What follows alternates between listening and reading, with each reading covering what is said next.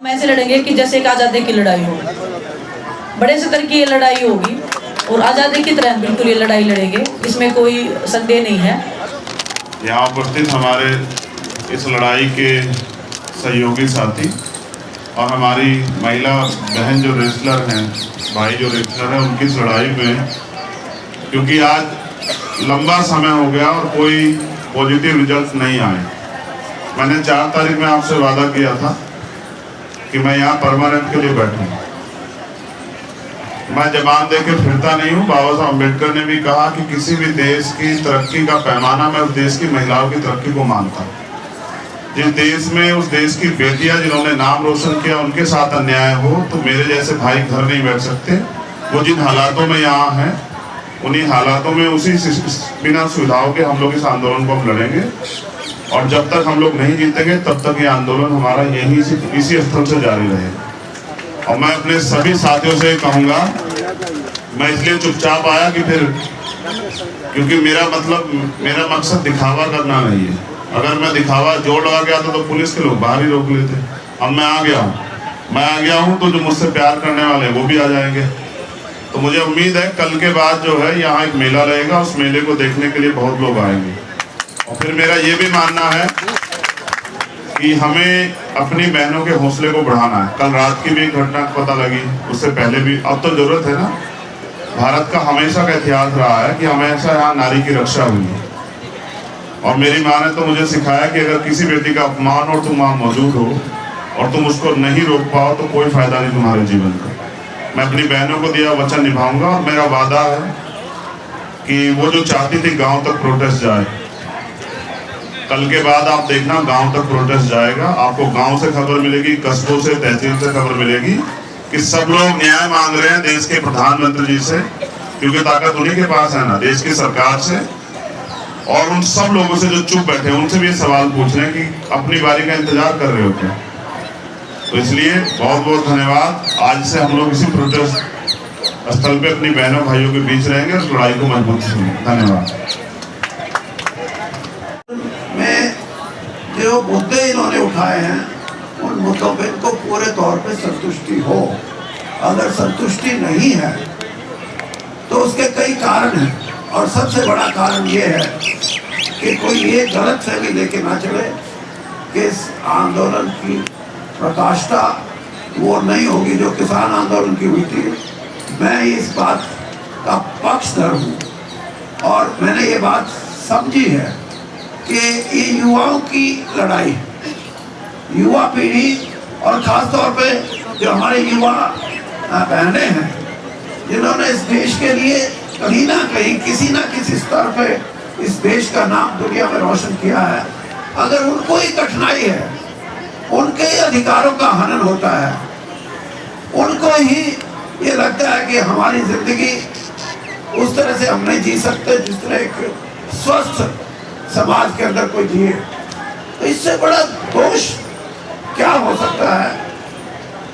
तो या तो समस्या का समाधान जल्दी हो और इनकी संतुष्टि के अनुसार हो, वरना ये आंदोलन इतना बड़ा आंदोलन होगा कि इसमें देश का सभी वर्ग, खासतौर पे युवा पीढ़ी और उसमें भी महिलाओं का योगदान वो बहुत बड़े स्तर पे होगा। और मैं ये समझता हूँ, इन्होंने जैसे कहा कि हम अब यहाँ बैठ के नहीं बल्कि हम शहर शहर गांव गांव जाएंगे और लोगों को प्रेरित करेंगे कि ये आज़ादी की लड़ाई एक पॉलिटिकल आज़ादी की लड़ाई, एक आर्थिक आज़ादी की लड़ाई और ये महिलाओं की आज़ादी की लड़ाई है जिसके लिए ये लड़ रही हैं और सारा समाज जुट के इनके साथ होगा। और जहाँ तक मेरी बात है,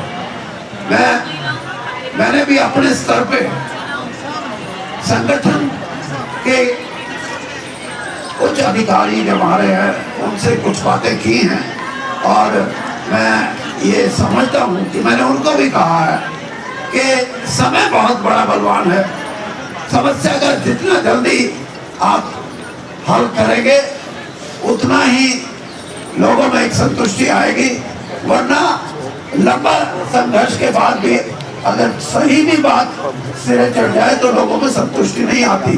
और यही एक स्वस्थ प्रजातंत्र की बात है कि आज हमारे देश के अंदर जो प्रजातांत्रिक ढांचा है उसको मजबूत करने के लिए भी मैं ये कहूँगा कि इन बहनों का प्रयास है कि इन्होंने बड़े, मैं कह सकता हूँ कि अनुशासन में रह के, जबकि जातियां जितनी हो रही है इतनी तो क्रिमिनल्स के साथ नहीं होती, और ये तो अपने हक की लड़ाई लड़ रही है।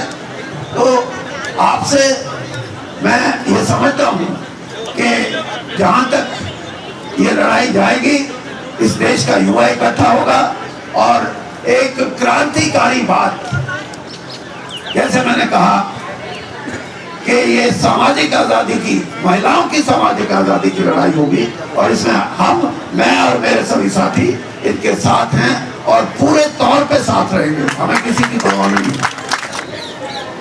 जितने लोग भी हमारे समर्थन में, हमारी इस लड़ाई में, और मैं आप सबसे एक रिक्वेस्ट करूंगी कि इसको एक आंदोलन ना बोलें, इसको एक लड़ाई बोलें, सच्चाई की लड़ाई, महिलाओं के सम्मान की लड़ाई, हमारे हक की लड़ाई। उसको हम हर एक स्तर पे लड़ेंगे, लड़ते आए हैं और लड़ते रहेंगे जब तक हमें हमारा हक नहीं मिल जाता है। हम देश की लड़कियों को वो हक नहीं मिल जाता जिसको वो डिजर्व करती हैं, जिसकी उनको एक कामना है कि हमारा जीवन ऐसा होना चाहिए। और ये जो लड़ाई है वो एक ऐसी, हम कुछ अननोन पर्सन आते हैं और हमारा वीडियो रिकॉर्डिंग या फोटो क्लिक करते हैं, और जब मना करते हैं तो उसके बाद चोरी छिपे वो काम करते हैं। तो सीधा मतलब कि हमको स्टॉकिंग किया जा रहा है और सोने की भी कोशिश की गई है। यहाँ पे महिलाएं बेची जा रही हैं अंदर, जिनको हम जानते नहीं हैं, रात को भी, जिससे हमारा कोई भी जो प्रोटेक्शन जो ये चल रहा है, जितने भी लोग हैं, जिससे कुछ भी मतलब ऐसी चीज़ें करवाने की कोशिश की जा रही है जो हम नहीं चाहते हैं इस आंदोलन को या इस सच्चाई की लड़ाई को खराब करने की।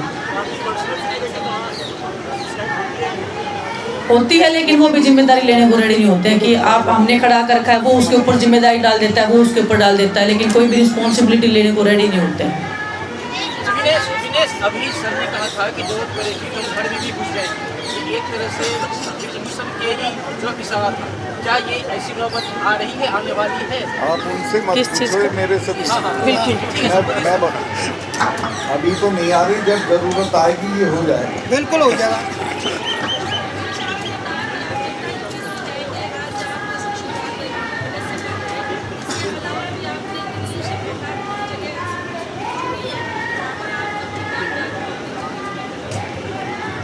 देखिए अभी तो आज का तो हमारा जंतर मंतर का ही प्रोग्राम है, नेक्स्ट जो भी होगा हम आपको जरूर बताएंगे।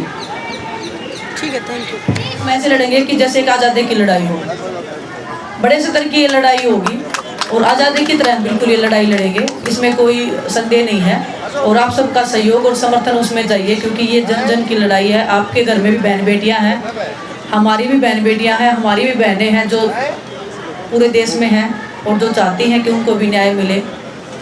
तो आप सबसे सहयोग और समर्थन की हम आशा करते हैं, उम्मीद करते हैं। धन्यवाद।